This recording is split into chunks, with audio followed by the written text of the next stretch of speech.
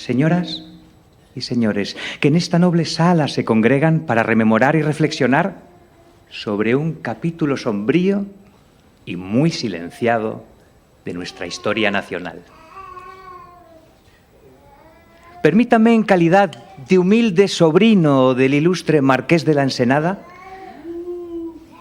ofrecerles unas palabras que nos ayuden a comprender aquel fatídico suceso acaecido en el año 1749, cuando bajo el reinado de Su Majestad Fernando VI, rey Borbón como el actual, se ordenó la redada y persecución del pueblo romaní, por mandato de mi tío, que con su firma selló aquella criminal orden. ¡Oh, cuán noble y recta parecía la justicia de aquella época! La orden que en su letra decía: se ordena la prisión y exterminio de todos los gitanos que se hallaren en el reino, sin condición ni compasión alguna. Revela sin duda la severidad y la ignorancia de aquellos días. Qué palabras tan amables y humanas, dignas de un corazón de misericordia. Qué hermoso ejemplo de justicia, que en realidad no era más que un acto de barbarie y desprecio hacia seres humanos con historias, sueños y familias. Pero antes de proseguir, permitidme que ofrezca una pequeña semblanza del señor que con su firma selló aquella orden. El tío Zenón de Somodevilla y Bengoechea, conocido en la historia como el Marqués de la Ensenada. Hombre de gran influencia en los asuntos de Estado, de espíritu ambicioso y de ideas firmes en su afán de ordenar y modernizar la nación y el reino con propuestas ilustradas, aplaudidas entonces y aplaudidas hoy, y que le han valido plazas y calles para la posteridad. Ese es mi tío. Sí, es mi tío. No dudó en firmar decretos que hoy nos llenan a toda la familia de vergüenza y tristeza. Un personaje que en su afán de limpiar la sociedad quizás se olvidó de que cada número y cada orden tenían detrás corazones latiendo de seres humanos, de personas de carne y hueso. Y ahora, si me lo permiten, hagamos un pequeño salto en el tiempo, porque en estos días se celebra el aniversario del final de la Segunda Guerra Mundial, la derrota del nazismo, y la historia, como bien lo saben, a veces se repite. Recordemos el Puigdemont nazi, aquella terrible persecución contra los romanís en Europa, que fue una versión moderna, más brutal y sistemática, porque en eso los alemanes sí que nos ganan. Son muy sistemáticos. De aquel mismo odio que en 1749 se vertió en nuestras tierras gracias a mi tío. Pero volvamos al teatro. A este teatro, para recordar y aprender, para no olvidar que aquellas órdenes no son meras páginas en un libro. Bueno, ni siquiera salen en los libros. Son heridas abiertas en la memoria de toda una comunidad. Así pues, queridos amigas, amigos, hoy nos reunimos no solo para rememorar, sino también para reflexionar. Que esta noche sirva para abrir los ojos y los corazones y que, como decía mi tío, el Marqués, la verdadera grandeza está en reconocer los errores y aprender a ser mejores. Bueno, no sé si lo dijo así, pero... Esta tarde, para hablar de este silencio de la gran redada, la Asociación Española de Historia Pública cuenta con la generosidad de Rafael, de Celia y de Ariel. Un privilegio. Dispondréis de vuestro turno de palabra para luego darle paso al público y que puedan participar. Por orden de intervención, les presentaré Rafael Buigas, doctor en Historia Contemporánea e investigador del proyecto Doc Roma, la imagen de los gitanos en el documental. Celia Montoya, 4 veces Montoya, actriz con oficio y activista por los derechos humanos, creadora del proyecto artístico multidisciplinar Traspasos, Luz y Memoria. En la actualidad es socia fundadora e impulsa el proyecto empresarial La Fragua Projects, empresa social de servicios globales, construida por personas profesionales gitanas y racializadas, creando redes de intercambio para la realización de proyectos que aborden el antigitanismo, el antirracismo, el empoderamiento, los feminismos, la cultura y la historia del pueblo gitano. Y además, hoy nos trae algo muy especial.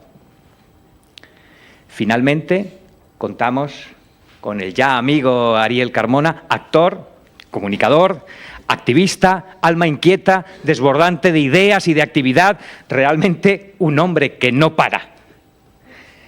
Amigos, la palabra es vuestra. Que disfruten del acto y que la memoria de estos hechos nos sirva de aprendizaje. Gracias. Gracias.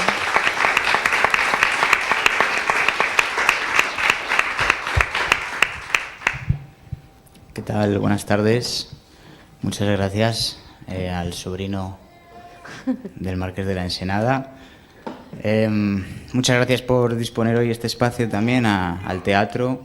Creo que tenemos muchas cosas que decir, al menos por la parte que me toca también aprender de mis compañeros hoy aquí. Ellos son mucho más multidisciplinares que yo. Yo vengo aquí un poco como la voz académica, pero bueno, intentaré también ser un poco la voz multidisciplinar, conjugando lo académico con todas estas cosas que al final, cuando las descendemos también hoy sobre el terreno de lo teatral, de este tipo de espacios, pues son igualmente necesarias. Tampoco voy a entrar en todas las cosas que se podrían decir a nivel histórico. Es verdad que lo principal y más importante es que cuando se habla de Gran Redada no se conoce mucho. Creo que el ejemplo que mejor nos habla de este asunto es una anécdota personal. Cuando yo estuve haciendo la carrera de Historia en la Universidad Complutense y en una de las asignaturas de Historia Moderna, pues tocaba este periodo, hice la famosa pregunta de ¿y qué pasa con la Gran Redada? Y la profesora catedrática de la facultad no sabía de este tema o no quería hablar de ello, ¿no?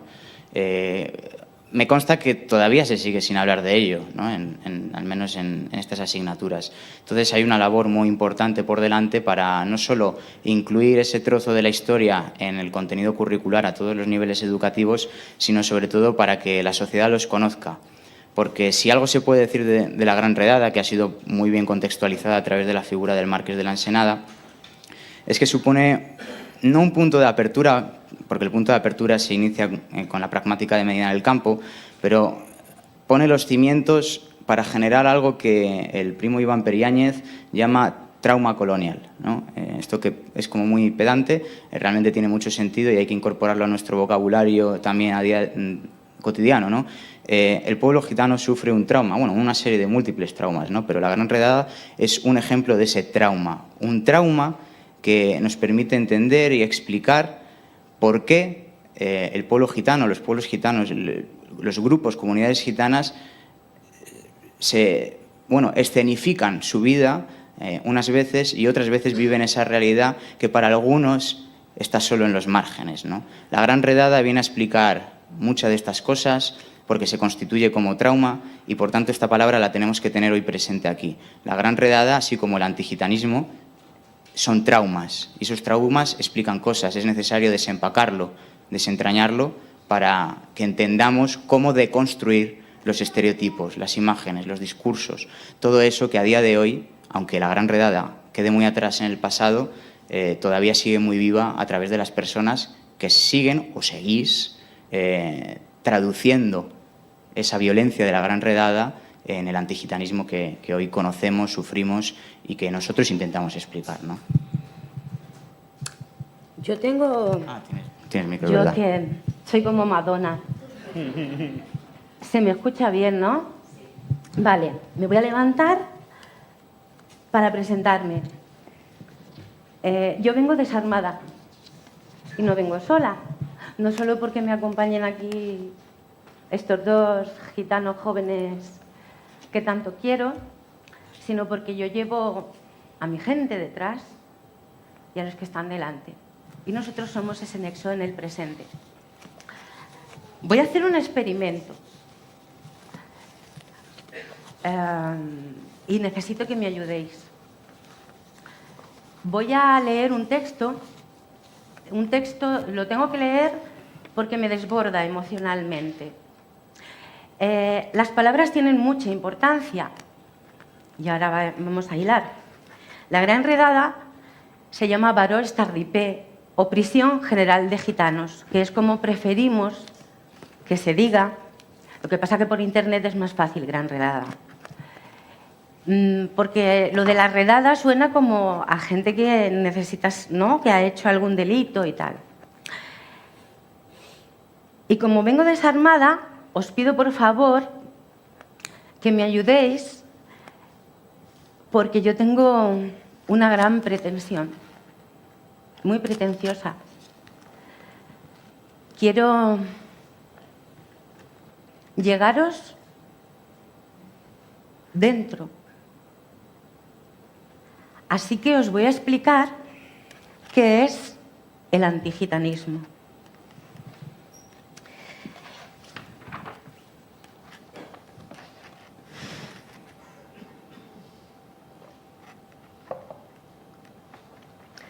El antigitanismo es el racismo y las violencias específicas hacia el pueblo gitano. Antigitanismo. Si las palabras fueran materiales, a mí me parece que es áspera como papel de lija. Le vamos a poner carne al antigitanismo y necesito que juegues conmigo, como cuando éramos niñes. Necesito que te impliques y juegues en serio. Quiero ser como Ariadna en el laberinto, darte hilos para tus propias búsquedas. Necesito que escuches activamente. Cierres los ojos. Cierra los ojos. Y los mantengas así, para que este viaje sea íntimo. Estamos en una casa rodeada de bosque, en su cómoda sala, donde la luz es amable y crepita la chimenea. Inhala por la nariz. Mantén y suelta por la boca. Inhala por la nariz.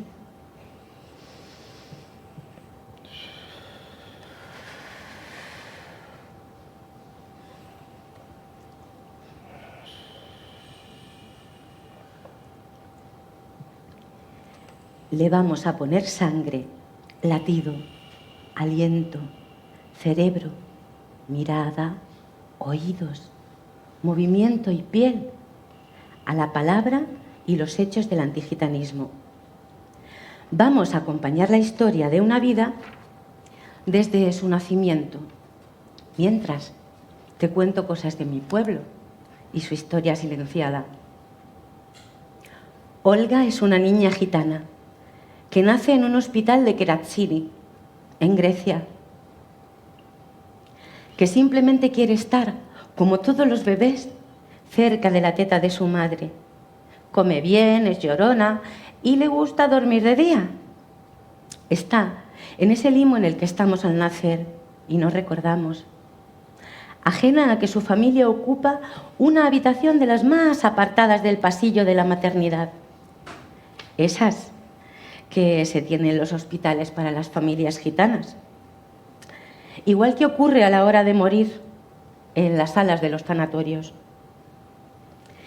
Ella aún no sabe de la insistencia violenta e invasiva de los profesionales sanitarios para que su joven madre se ligue las trompas. Olga es su cuarta hija y se sienten con derecho a sugerir qué sería lo más adecuado. Toda la familia ha ido a verlas. Llevan jamón, pan tierno y caldo, para que su madre se alimente. Están contentos por el nacimiento y por juntarse, claro. El pueblo gitano ha recogido y mantiene como identidad una serie de valores humanos, como son estar al costado y apoyando cuando más falta hace, en las celebraciones y sobre todo en las penas, aunque se reciban miradas torcidas y se sepa que esos cuchicheos son críticas a nuestro humano comportamiento. Estas y otras violencias son el racismo cotidiano, la gotamalaya,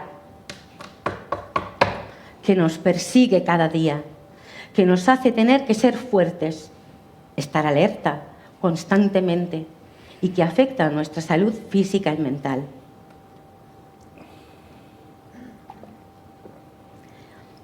Para la familia de Olga, como para el resto de personas gitanas, el grupo ha sido siempre prioritario, la protección y el refugio. Llevamos eso grabado en la epigenética, eso que te dejan de legado del instinto, porque les ha funcionado a tus ancestros. Nos ha servido para sobrevivir a las 250 leyes y pragmáticas antigitanas en España, así como al intento de genocidio español, la Prisión General de Gitanos, en el año 1749, a todos los intentos por borrar nuestra identidad, al corte literal de nuestra lengua, el romanó, las esterilizaciones forzadas, la esclavización, el samudaripen, genocidio nazi, donde se calcula que el 80% de la población gitana europea fue aniquilada. Y en definitiva, a todas las sistémicas e históricas persecuciones y cazas en cualquier lugar del mundo. A pesar de todo esto, la familia de Olga celebra su llegada como una luminosa esperanza, una rebeldía y una conquista de resistencia que conecta el pasado con el futuro. Hoy, por fin les dan el alta y van a su casa, que está en un barrio de esos que se denominan marginales, barrios gueto, donde las vecinas son inmigrantes, musulmanas, negras, trabajadoras precarias y gitanas. Allí es más fácil alquilar un piso, por precio y por no recibir tantos desprecios. Allí es más fácil encontrar comercios donde no te miran con sospecha al entrar, ni te persigue el vigilante, ni muestras las manos de forma inconsciente para que se vea que no has entrado a robar. Un barrio de esos, como la Cañada Real, en los que están los coles donde se aboca a estudiar y vivir a las personas marginadas por el resto de la sociedad. Así era el barrio donde Olga cantó, sonrió, fue al cole, jugó, aprendió, lloró, creció y vivió su corta vida. Esta es la forma real en la que Olga murió. Luz para ella, contada desde el dolor y el profundo respeto.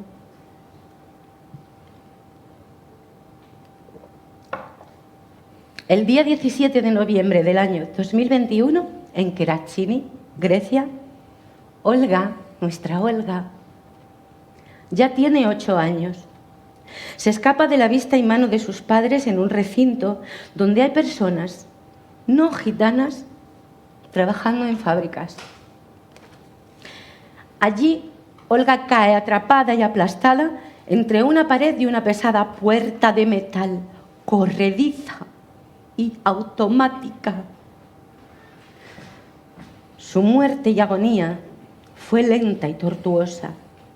Soportó más de 1 hora, concretamente 70 minutos, asfixiada, con una hemorragia interna y la columna vertebral aplastada por la puerta. Ante la mirada indiferente de 6 a 7 personas no gitanas que estaban trabajando allí. Una niña de 8 años está muriendo frente a sus ojos. Nadie la ayudó. No hicieron nada por ella, como queda reflejado en el durísimo vídeo de las cámaras de seguridad. Pasaban a su lado mientras agonizaba, hablando por el móvil. Incluso hubo quien le dio con el pie y siguió su camino. Olga tenía 8 años y era gitana. Su inocente y corta vida termina aquí, agonizando, víctima del antigitanismo. En la más sucia y feroz de sus violencias. La absoluta indiferencia de personas no gitanas. La vida y muerte de la niña gitana, que se llamó Olga, en sus ojos y entrañas, no era nada. No era nada. No era nada.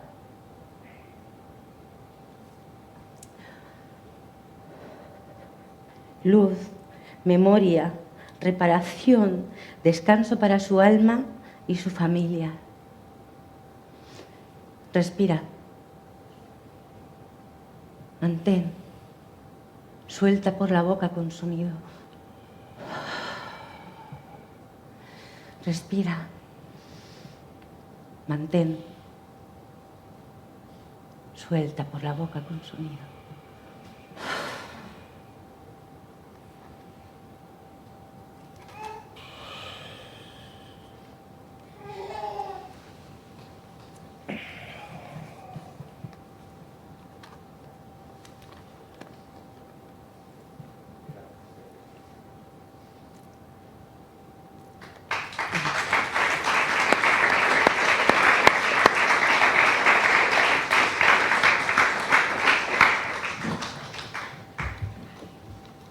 Bueno, ahora es tremendo hablar, ¿no? Después de esto.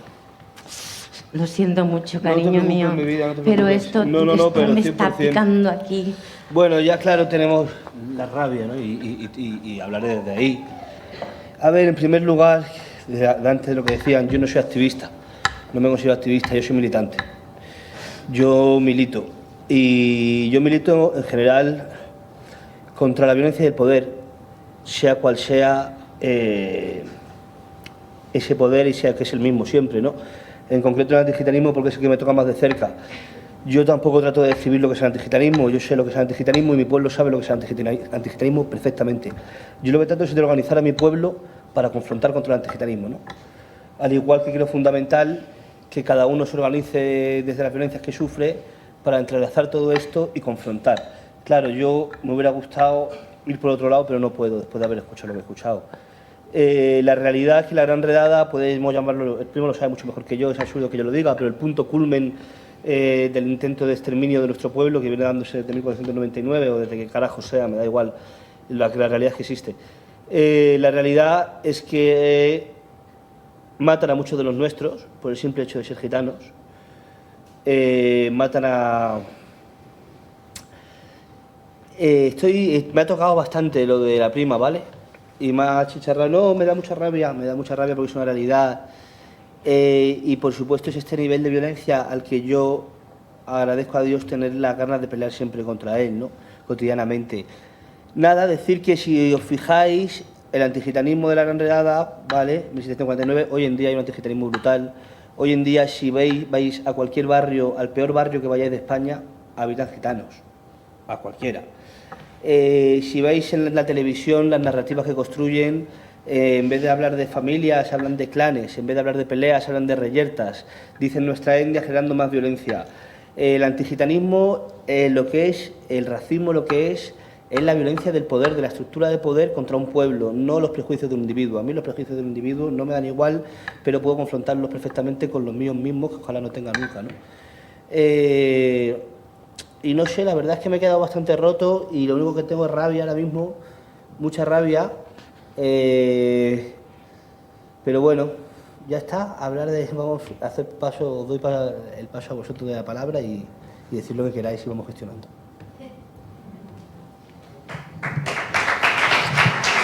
Está muy bien lo que has hecho, es una maravilla. A ver, vamos a hablar desde el amor. Yo hago las cosas desde el amor. Bueno, cada uno que hable desde donde quiera. Me refiero. No, yo hablo, te lo digo, pero estos son realidades, hechos consumados, y esos son realidades. En Arrayanes y peleo en los barrios para que la gente, o sea, y además no cuesta organizar la lucha cuando te vas a un barrio, porque ningún gitano te pregunta duda de lo que es el antigitanismo. Eso es algo muy interesante. Cuando vas a otro tipo de violencias, como puede ser la de clase, o como puede ser la gente que la sufre, te dice, bueno, no, pero yo no la sufro tanto, o no se quieren hacer las víctimas. Los gitanos, cualquier gitano del mundo, le dices, yo es que me metí ahí y les encendía. Porque muchas veces lo que no tenemos nosotros es la conciencia, porque no tenemos narrativas, pero tenemos la experiencia, tenemos lo empírico, tenemos las tripas, tenemos a la policía parándonos todos los días, tenemos a nuestros niños segregados en las escuelas, tenemos unas narrativas otra vez de los medios de comunicación que nos dejan cuanto menos de salvajes de animales. Nos persiguen, como dice la prima, cuando entras a una tienda a comprar. Me refiero, eso no hay tal. Nosotros ahí tenemos una capacidad que yo creo que es bastante interesante y creo que es muy peculiar de nuestra comunidad, que además, como estamos metidos en guetos, es más sencillo casi organizarnos, ¿no? Muchas veces. Pero bueno, esto es un dato que os regalo aquí y ya hablemos a vosotros os hablo con el amor porque entiendo, mi enemigo jamás será el payo, mi enemigo es el poder payo, ¿no? Y creo que ese es el punto, porque al final ese poder payo es el mismo poder patriarcal, el mismo poder del capital, etcétera, etcétera, etcétera, y para confrontarlo o lo hacemos todos juntos o es inviable, ¿no? Así que nada, desde el amor con ellos y desde el odio hacia mucha gente. Te la compro.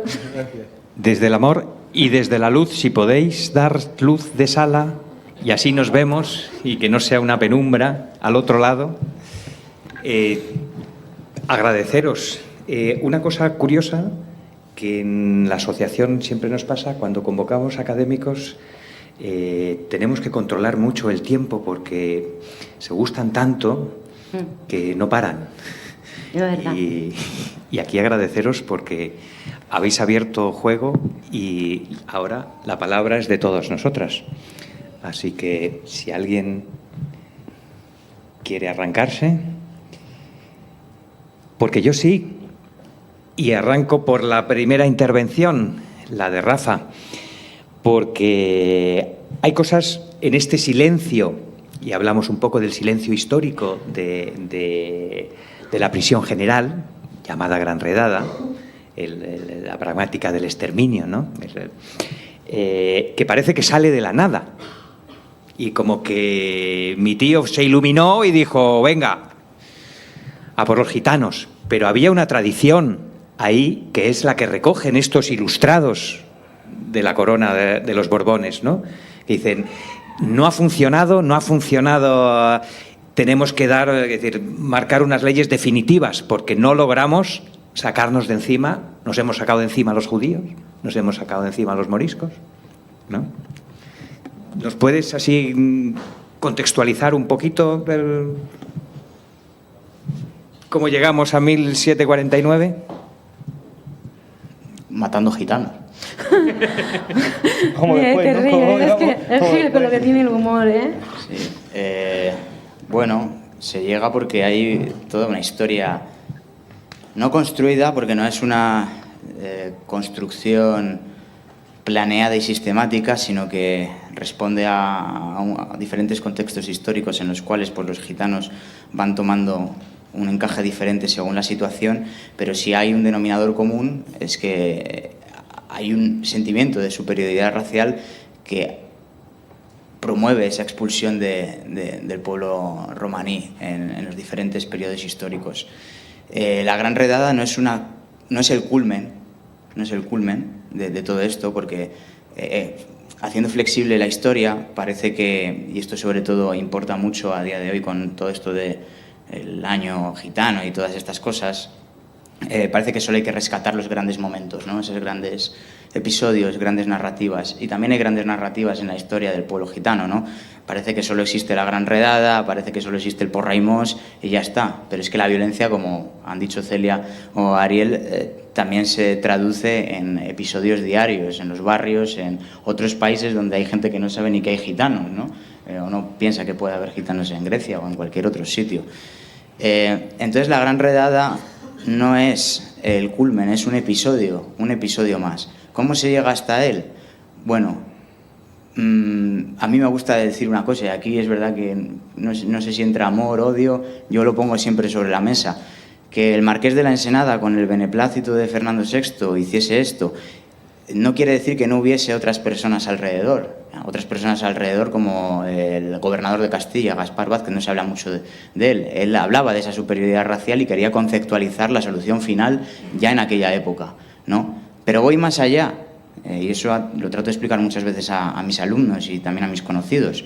El gran problema no es Marqués de la Ensenada, Fernando VI o Gaspar Vázquez. El problema es la gente que convivía con la población gitana en esos barrios en el siglo XVIII, en el siglo XVI, siglo XIX, y cooperó para ello.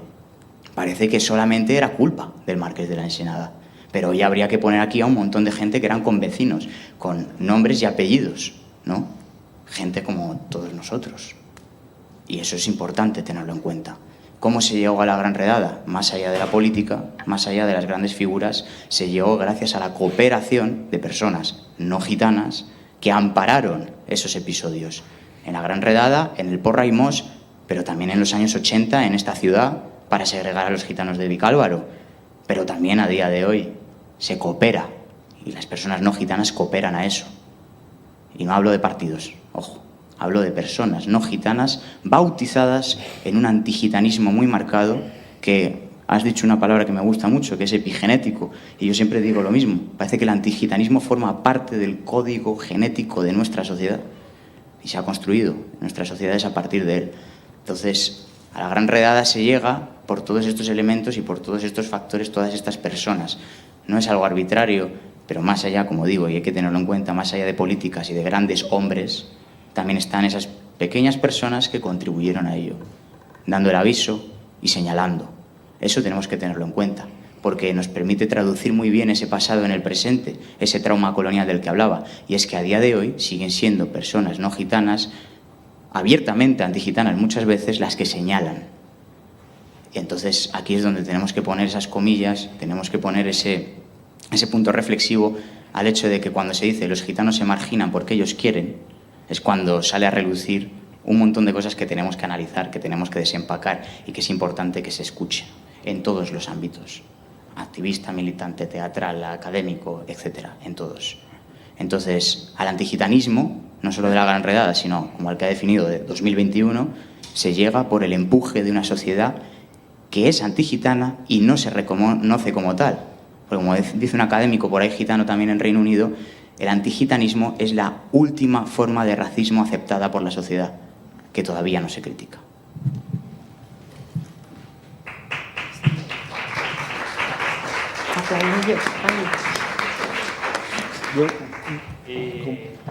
La palabra es vuestra. Claro.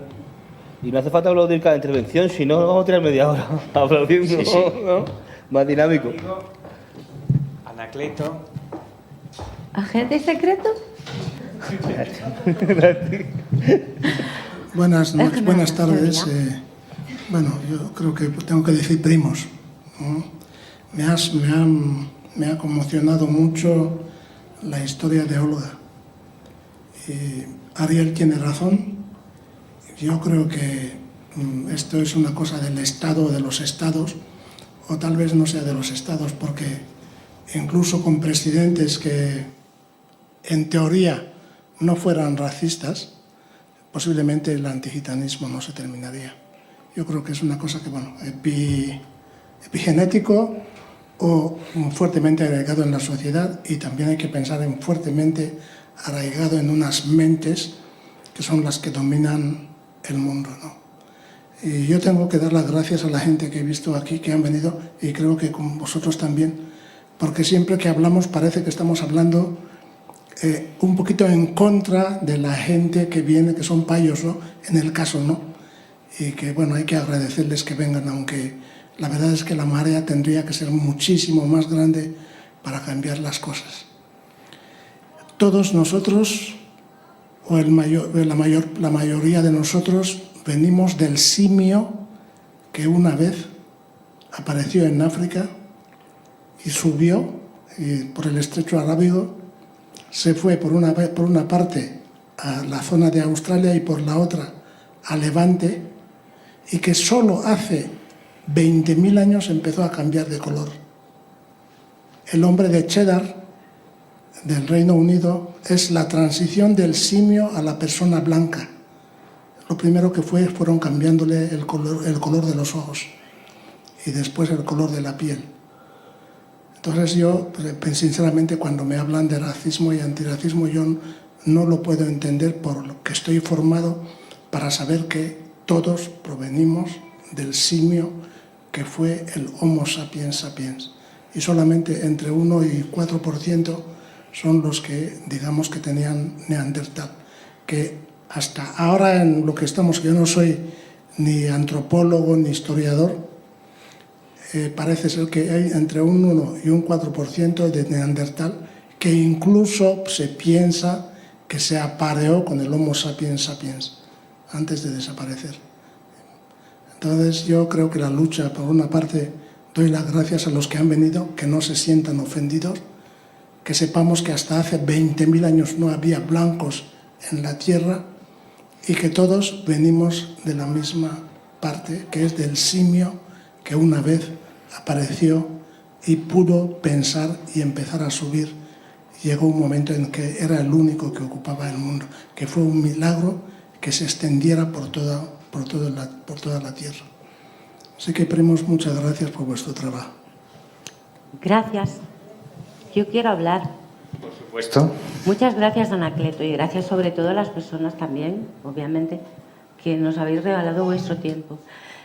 A ver, la raza, obviamente, la raza humana es una, pero la raza es un constructo social, económico, político. La raza es una deshumanización. Es capitalismo y esta sociedad en la que vivimos. Hay una pirámide y para que alguien esté arriba, alguien tiene que estar abajo. La raza es un constructo social. Y obviamente, Anacleto, primo, que me he tenido que tapar entre que estoy ciega y que eres muy negro, tú has vivido lo tuyo también. Y tenemos que dejar de pedir permiso y pedir disculpas, porque nadie se está metiendo con los individuos y las individuas que estáis aquí. Vosotros sois mi público objetivo. Las personas que tienen interés en deconstruirse, en escuchar. Que supongo en Internet no lo llenáis de odio, que no os calláis cuando veis una injusticia ante una persona gitana. Pero nosotros tenemos que dejar de pedir perdón por decir realidades, barbaridades. Es que es así el mundo donde vivimos. Vengamos del mono, porque habrá gente religiosa y piensa de otra manera. Fíjate, Jesús de Nazaret, el hombre crucificado en el siglo I. Ese hombre no era blanco, era como mínimo marrón. El poder de la representación. Encima. ¿Y Espartaco? Fijaros la imagen que tenemos todos en general de Jesús, blanco, ojos azules. Y dentro de esa historia de la religión, a la que respeto a todo el mundo lo suyo, si está hecho a imagen y semejanza de Dios, que eligieran que fuera blanco, no fue una casualidad. Amigues.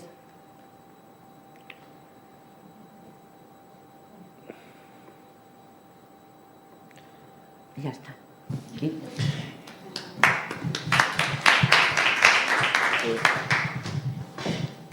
Comentarte, Celia, que Anacleto estuvo hace unos meses con nosotros ahí, justamente ahí donde estás sentada tú, hablando de colonialismo. Claro. Él, que es original de Guinea.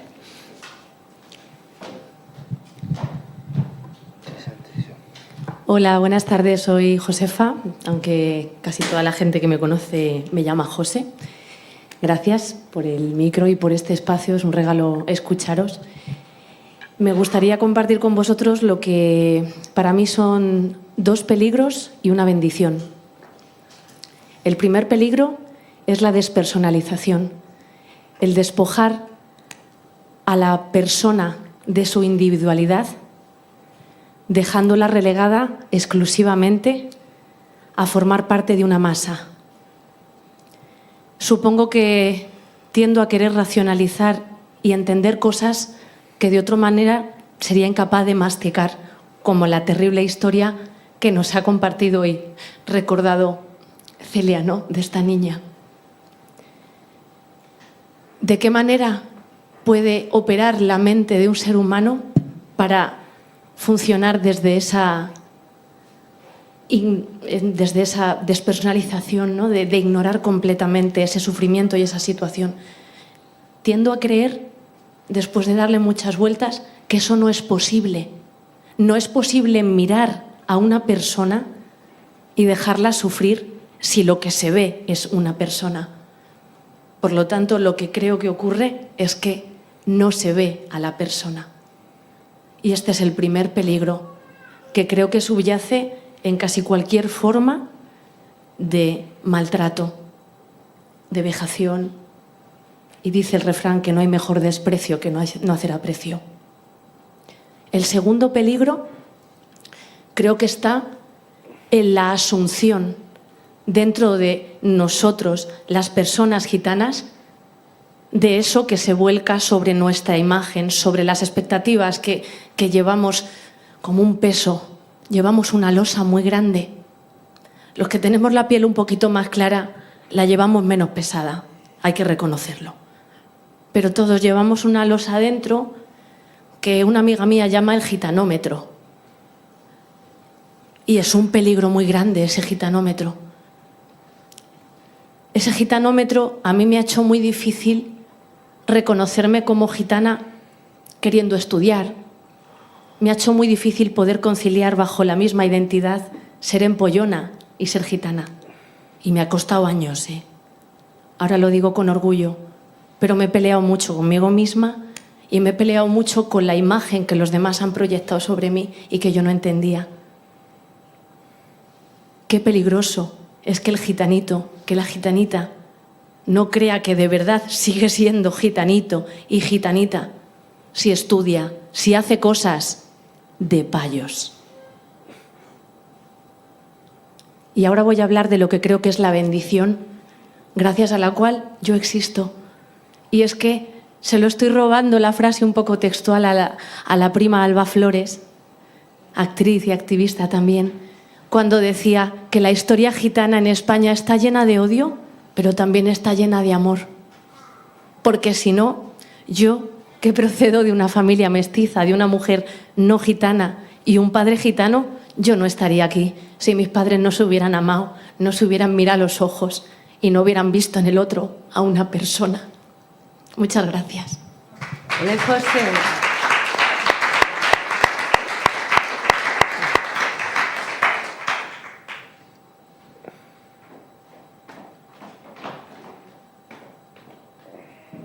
Hola, buenas tardes. Muchas gracias, Anacleto. Ay, por favor, pero si es el suegro de mi sobrino. Qué cosa tan grande, Anacleto. Hola. Bueno, te he grabado, ¿eh? Pues muchísimas gracias. Y yo quería hacer explicar pequeñas experiencias que he tenido yo con el mundo gitano, ¿no? Siempre he sido un poco rebelde y no me ha gustado mucho lo de la ropita ni nada de eso. Entonces, una palabra que yo soy de un pueblo de Salamanca que escuchaba con muchísima frecuencia era, pareces una gitana, estás hecha una gitana, esto es una gitanería. Yo no entendía nada porque era pequeña, pero bueno, chungo, ¿no? Y como me enfadaba muchísimo porque no me gustaban ni los lacipondios ni los vestidos, pues decía, pues prefiero ser gitana, ¿no? Eso era una cosa que me ha marcado. Después una experiencia muy interesante que tuve cuando empecé a trabajar de enfermera en el 12 de octubre, 1 de octubre en aquel momento, en el año 77, hace muchos años. Entonces, claro, era alucinante, tú lo has explicado bien, porque ahí llegaba una persona enferma y llegaba una enorme comunidad, ¿no?, que se plantaba en la puerta del 12 de octubre, impresionante, mañana, tarde y noche. Y bueno, pues me acuerdo, por ejemplo, de un señor que se llamaba Antonio, que era patriarca de un mogollón de gente, porque era muchísima gente, y venía su mujer, que se llamaba María, con un caldo, ¿no? El hombre estaba recién operado, yo trabajaba en urología y, lógicamente, pues no podía tomar ni el caldo y unas judías y una serie de cosas, ¿no? Claro, unas compañeras estaban esta gente, pero que se ha creído, y otras estábamos un poco a ver cómo lo cambiamos.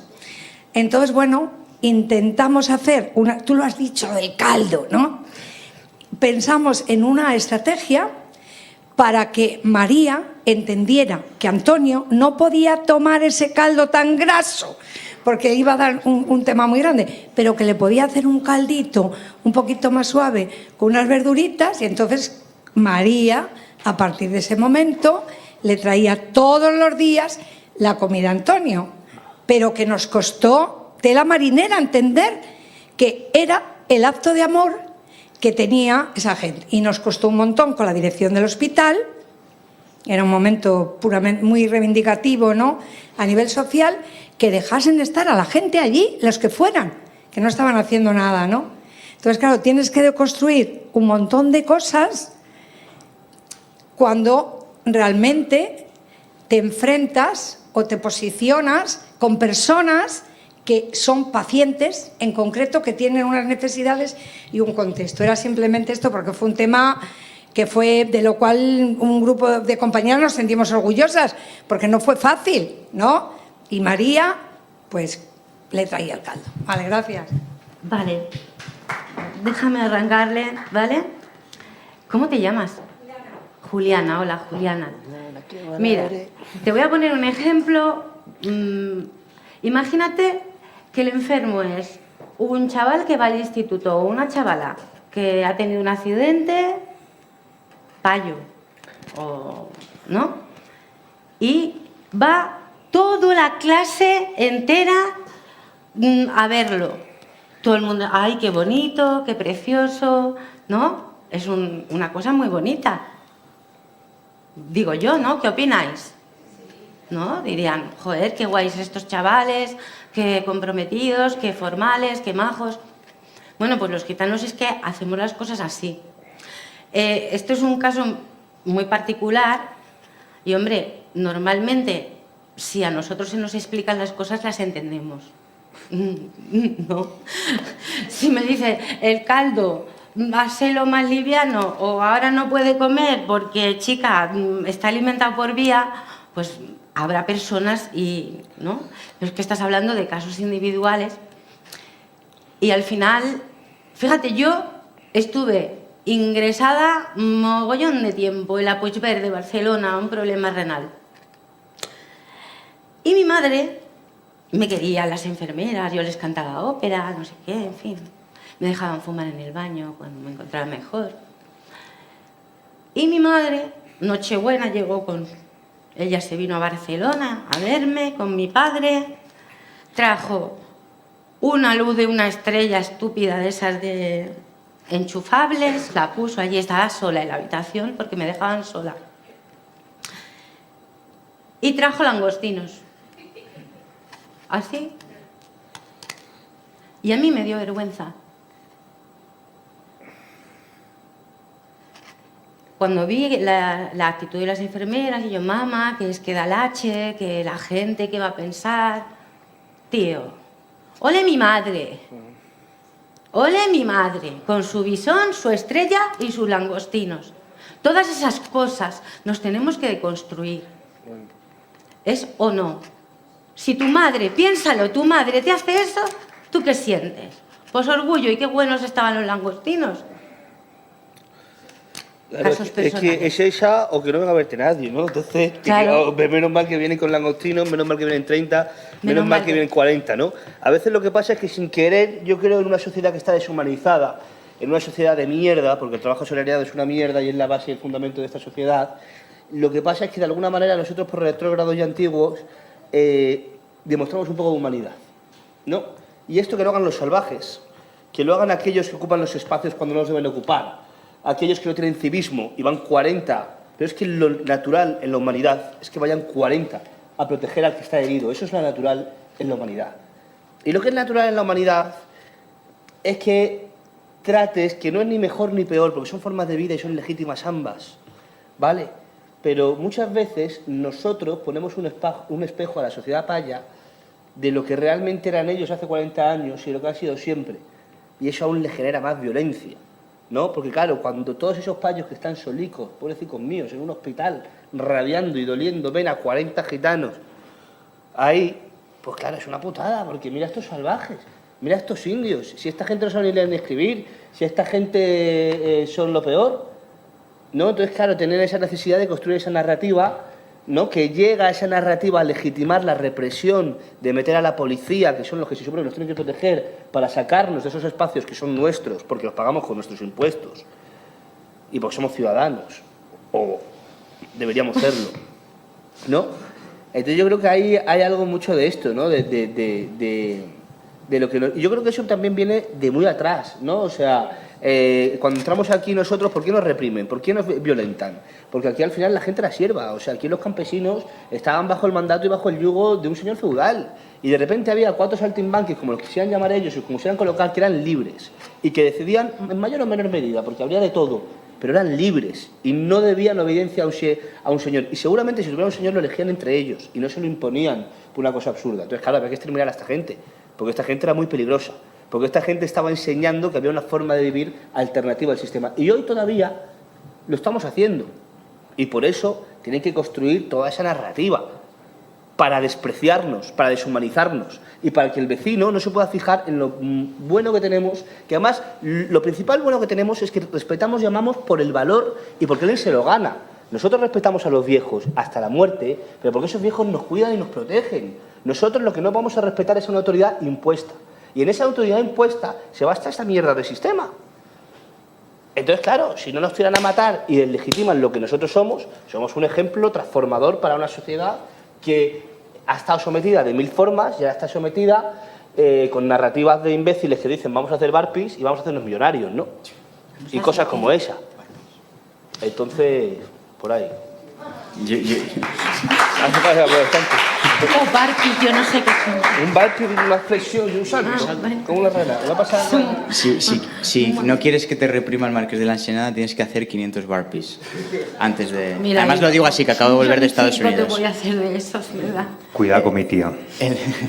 El microdato académico que conecta estas dos intervenciones con uno de los temas principales, bueno, el que abre la sesión, que es la gran redada, es uno que precisamente en el 12 de octubre di una charla de ello hace unos cuantos años y que explica, por eso es a lo que me refería con que en el presente se traduce ese pasado traumático, porque con la gran redada se inicia en buena parte la esterilización forzosa de las mujeres gitanas, por ejemplo.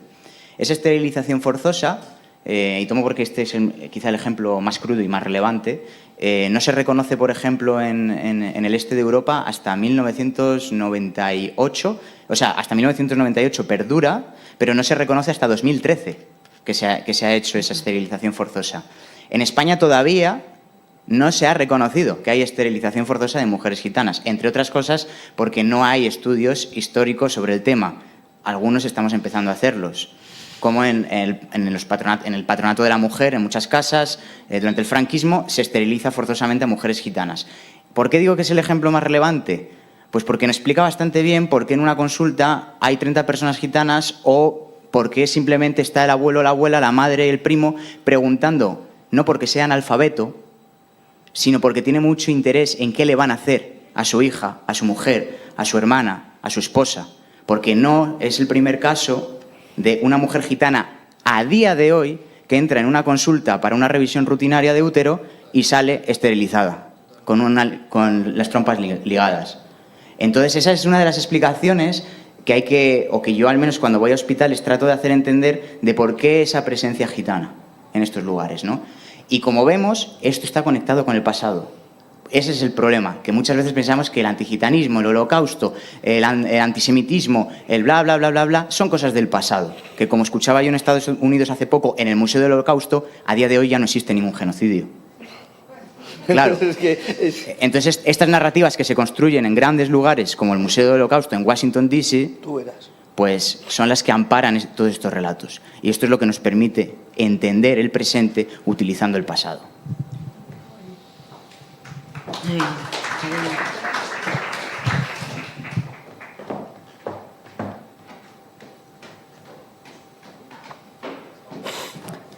¿Está? Sí.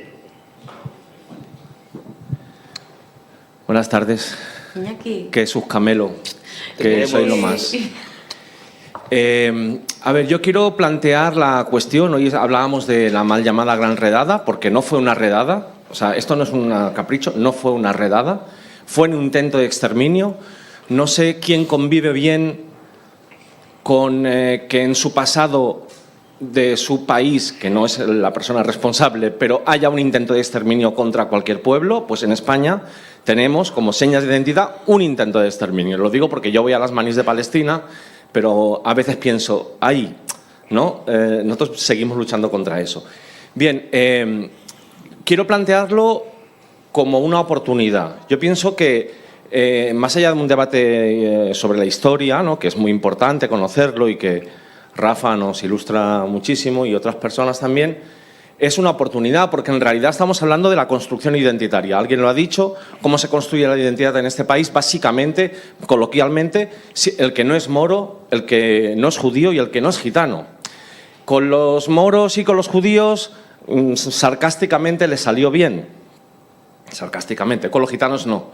Por lo tanto, podríamos decir que nuestra existencia, que haya ahí 3 personas que hablen y que digan que son gitanas, es la plasmación de la frustración sistémica, porque no deberíamos de existir. Han hecho todo lo posible y no les ha salido bien. Entonces, a las personas que estamos aquí, las que somos gitanas y las que no lo somos, todo esto es una oportunidad para rehacer de manera profunda nuestra identidad, porque en nuestra identidad, también en la de los gitanos, pero en nuestra identidad es profundamente antigitana. Está fundamentada en principios antigitanos. Entonces yo lo veo como una oportunidad. Me gustaría que alguien lo enfocara así, ¿no? Porque necesitamos aliados, porque nosotros somos una minoría comparado con el resto de la población y jamás vamos a poder tener 40 diputados para hacer leyes que sean eficientes. Entonces necesitamos personas no gitanas que vean en esto una oportunidad para ellos mismos y ellas mismas. Y quiero explicar una anécdota que Celia y yo vivimos ayer. O sea, ayer. Teníamos una reunión online con unos primos gitanos de Ucrania, de Odessa, que le estaban cayendo bombas, que estábamos en la reunión y estaba sonando las alarmas. Y primo, escóndete, primos, que no pasa nada. Bien, nos decían, entre otras muchas cosas, que muchos gitanos de Ucrania que habían venido a España estaban volviendo. ¿Y sabéis por qué decían que estaban volviendo? Porque en muchos casos las autoridades españolas en las diferentes comunidades autónomas les estaban quitando la custodia de sus hijos. Así es. Entonces yo le dije, oye, pero eso es quizás porque haya pasado alguna vez y se haya formado un bulo. Y dicen, no, que conocemos a muchas personas y están regresándose, a pesar que regresan a un país que le caen bombas, porque está pasando eso. Entonces, yo sinceramente, y escuchando a Rafa, yo ligo los episodios de la Gran Redada, lo ligo perfectamente, lo puedo sentir en mi piel con eso que estaban diciendo los primos, porque ocurre, los profesionales que están ahí actúan y creen que actúan bien, en lugar de ayudar a una familia necesitada, migrada porque hay una guerra y ayudarle, lo que deciden es que no tienen condiciones para cuidar a ese hijo y se lo quitan, le quitan la custodia, y en la indiferencia de la mayoría de las personas. Entonces la ligo perfectamente, en ese sentido sí que venció la Gran Redada. Y todos tendríamos que pensar que la Gran Redada no venció porque estamos aquí, pero sí venció, porque ha conseguido la indiferencia Y los que estamos aquí es un ejemplo de lo contrario, de gente motivada. Pero eso debería ser una gran ola que a nadie le fuera indiferente. Gracias. Yo quiero decir una cosa, a raíz de lo que decía el primo, que no pudieron vencer gracias a nuestros ancestros. O sea, que nosotros estemos aquí es la victoria viva de nuestro pueblo, porque nuestro pueblo, a diferencia de todos los demás pueblos o la inmensa mayoría del mundo, nunca ha derramado sangre por una bandera, por un trozo de tela, por un trozo de territorio, ni por un rey. Y nuestra grandísima victoria es que nosotros estamos aquí gracias a nuestros ancestros, que después de todo lo que les hicieron no fueron capaces de superponerse a ello, y estamos aquí súper orgullosos de ser gitanos y gozando. Y eso es muy importante, siempre tenerlo presente. Respirando. Me gustaría lanzar una pregunta, pero no a vosotros tres, sino a los historiadores académicos profesionales que hay en la sala, que si nos pueden explicar de alguna manera, desde la historiografía paya, por qué los que estamos en esta sala apenas sabíamos nada, los payos, de la historia de la Gran Redada. En muchos casos yo lo descubrí hace unos años y empecé a investigar y me quedé entre fascinado, horrorizado y vamos, no salía de mi asombro, ¿no? Y lo comentaba a mi alrededor y la gente de mi alrededor desconocía totalmente este hecho histórico tan brutal y tan... Historiadores de la sala, ¿qué ha pasado en la historiografía española? Porque de los judíos sabemos, de los moriscos sabemos, pero ¿y por qué no sabemos de esto? Animales, también sabemos. De lo que hizo mi tío.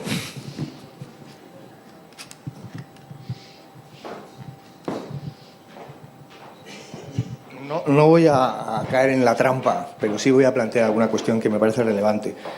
¿Por qué los silencios? Pues los silencios existen desde que existe esto que llamamos la modernidad, ¿no? La modernidad se construyó sobre la base de buscar quién era el sujeto anticuado, quién era el sujeto que no estaba en los tiempos modernos. Y no solamente fueron los gitanos, no solamente fueron los moriscos, no solamente fueron también los indígenas americanos. Es decir, hubo un montón de población que España trata con muchísima indiferencia y sobre todo con deseos de aniquilación. Porque podemos hablar de grupos sociales, pero habitualmente no hablamos de cómo se intenta liquidar ese grupo social. ¿Hay genocidio en la colonización española en América? No lo hay. Hay autores que yo conozco bien, autores jurídicos muy potentes, que han planteado la idea de un genocidio en América, que vaya tela, vaya tela. Pero hay un punto que me parece más relevante que todo lo que puedo contaros, que tiene que ver con un concepto que elaboró Primo Levi en esta trilogía de Auschwitz, que llamaba él la zona gris. Hay zonas grises, y una de los efectos más claros de la Gran Redada es que fracasó, y fracasó por motivos muy distintos. Fracasó porque hubo vecinos, hubo alcaldes, hubo regidores que no estuvieron dispuestos a aplicar la Gran Redada, la pragmática del Marqués. Es decir, hubo política ahí, hubo resistencia, porque hay zonas grises. No es que seamos los... Sí, pero ¿qué porcentaje hubo de esa gente? No, eso yo no te lo puedo decir. Lo que yo no lo sé, pero me lo imagino. Ya, pero lo que quiero decir es que el fracaso de la Gran Redada tiene que ver con las lógicas que se implementan. Que quiere decir que la población gitana en determinadas poblaciones estaba bien integrada. Entonces, lo que ocurre con todo esto es que cuando perdemos de vista esas zonas grises, Primo Levi hablaba de la zona gris planteando que había judíos que se habían salvado en los campos. Y la zona gris es contestar a esa pregunta. ¿Por qué te libraste? Claro, ¿quién contesta esa pregunta? ¿Quién públicamente le puede preguntar a un judío que se ha librado del exterminio por qué te has librado? Me parece que es una pregunta que es absolutamente inmoral. La puedes preguntar si quieres a título privado, pero preguntarlo a título público es una cosa muy gruesa, porque estamos hablando de cuestiones de quién se salva, cómo se salva y cuándo se salva. Y con la cuestión gitana me da la impresión de que perdemos de vista esa parte que yo no digo que sea mayoritaria, lo que digo es que estuvo. Y que probablemente está, porque si no, no sé qué hacemos nosotros aquí. No, hombre, pero, o sea, ahí estamos... O sea, lo que no podemos colocar es como vosotros a sujetos salvadores, que nosotros sobrevivimos gracias a que estáis vosotros aquí. Nosotros sobrevivimos porque tenemos un poder y una capacidad muy importante, y está muy bonito que vengáis y lo agradecemos profundamente, como aliados, como lo que queráis llamarlo, pero sería absurdo entenderlo. Es más, si realmente hubiera habido... esto, o sea, no habrían ido todos los gitanos presos, o el 80 o el 90%, porque si nos ponemos vosotros sabéis mucho más que yo, que lo diga el primo Rafa. 12.000 personas. 12.000 personas presas. En la Gran Redada. La cuestión, ahora lo dice el primo Rafa, tú me corriges, ¿vale, primo? Pero yo creo que lo que pasó es que no tenían para darles de comer, no tenían, y luego entiendo los motines y las movidas, pero 12.000 personas, para tener a 12.000 personas tienes que tener a 30.000 que están haciendo ese proceso, que es lo que decía antes el primo Rafa. Y hoy en día en Pial de Becerro no se están quemando. Y hoy en día, hace 10 años en Martos no se están quemando. O sea, si nos ponemos así, la realidad es que el 80% de los payos, que yo antes he hablado del poder payo, ¿vale? No del individuo, pero si nos ponemos en la realidad, el 70% de los payos no nos puede ni ver. Esa es la verdad, porque yo la tengo cotidiana, yo soy actor. Y yo voy a trabajar a un teatro que son los más progres, ¿vale? Estamos en el Teatro del Barrio, que será la cuna... Blanca, sí. ¿Eh? La izquierda blanca. Sí, la izquierda blanca, ¿vale? Que yo he sido yo estaba en las Juventudes Comunistas y aquí tengo un compañero que es la hostia y es más... y está conmigo a muerte y es un bicho. Pero el 80% de la gente ahí, tal vez por ignorancia, tal vez porque había que hacer pedagogía con ellos. Pero la realidad es que en principio, incluso el que quiere venir a vernos nos ve con exotismo. Y viene aquí a mirar un poco, pero viene aquí también a soltar sus barbaridades. O sea, como dejemos un poco aquí, empiezan a ver, no es que yo me junté con un gitano y el gitano me dijo esto, y a mí qué me importa lo que te dijo ese gitano. Estamos hablando de una cosa de comunidad, no de individuos y tu realidad con el gitano, ¿no? Yo, Jesús, gracias porque es muy interesante lo que planteas, aunque entiendo que vosotros os podáis encender más, es lógico.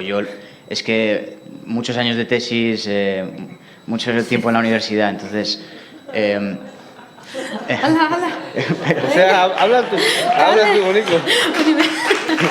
lidiando con el asunto. Entonces me encuentro estas cosas, porque claro, a mí me han dirigido tesis, me enfrento a revisiones de peer reviews, en artículos, en bla, bla, bla, y siempre me encuentro las mismas cosas. Pero lo que planteas es precisamente muy interesante, porque... bueno, primero tendríamos que decir que hay que picar todavía mucho archivo, porque creo que la cifra de 10.000, 12.000 se queda corta, al menos las hipótesis que yo tengo.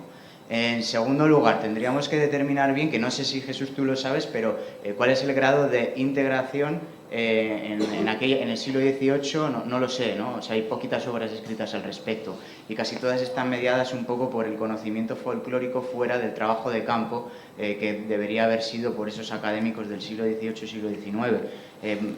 Pienso en obras de los gitanos de Triana y el tipo jamás estuvo en Triana, ¿no? Pienso en estas cosas. Pero una de las cosas más interesantes que dices es una de las cosas en las que yo estoy trabajando ahora, que es en esos silencios. Y yo estoy trabajando mucho en esta idea. Soy historiador, pero mi multidisciplinaridad llega precisamente porque me abro más a campos ahora como la antropología, etc. Estoy trabajando en una especie de autoetnografía donde precisamente hay cosas muy interesantes. Esos ancestros, mis ancestros gitanos, pueden reconstruirse hasta el momento inmediatamente después a la Gran Redada, curiosamente. Y curiosamente lo que opera en mi caso particular, en mi autoetnografía, es que una de las grandes victorias de la Gran Redada y de todos estos procesos es que mi familia a día de hoy no se autoperciba como gitana, aunque en las fuentes aparezca esta denominación, esta autorrepresentación, hasta hace muy poco, hasta mis bisabuelos y mis tatarabuelos. Esa es una de las grandes victorias de esa historia de persecución. Ese es el proceso de autoetnografía que creo que tenemos que hacer. ¿Y por qué lo traigo a colación? Porque es algo que discuto mucho a este respecto, especialmente en el mundo anglosajón, porque en España todavía no se ha producido sobre pensamiento decolonial al respecto, autorrepresentación, ego history, todas estas cosas, ¿no? Y una de las cosas que planteo es el hecho de que, y que es muy criticada, es que, lo siento mucho, pero antropólogos e historiadores payos no pueden acceder a las fuentes de información de las que disponemos historiadores y antropólogos autodenominados romaníes. Por una simple razón, un gitano no va a hablar de su trauma con un payo. Entonces eso es algo muy básico, que parece una tontería, pero debemos de indagar en esto. ¿Por qué no se ha hecho todavía en España? Es mi hipótesis. Porque todavía hay muchos historiadores que siguen diciendo que al gitano no se le persigue por ser gitano, sino por ser pobre. Y no ve ese proceso de racialización, ¿no? Ese es el término, como decías, de construcción categórica social. Entonces yo creo que ahí reside el problema y por eso tu pregunta, a nivel académico, como digo, es muy pertinente. Aunque nos encienda, a mí me enciende. Como yo creo que a lo mejor lo he entendido mal. No. Lo habéis entendido perfectamente porque, suena tal y como es. Suena tal y como es. Pero es algo que, al menos en la historiografía, nos encontramos de forma recurrente.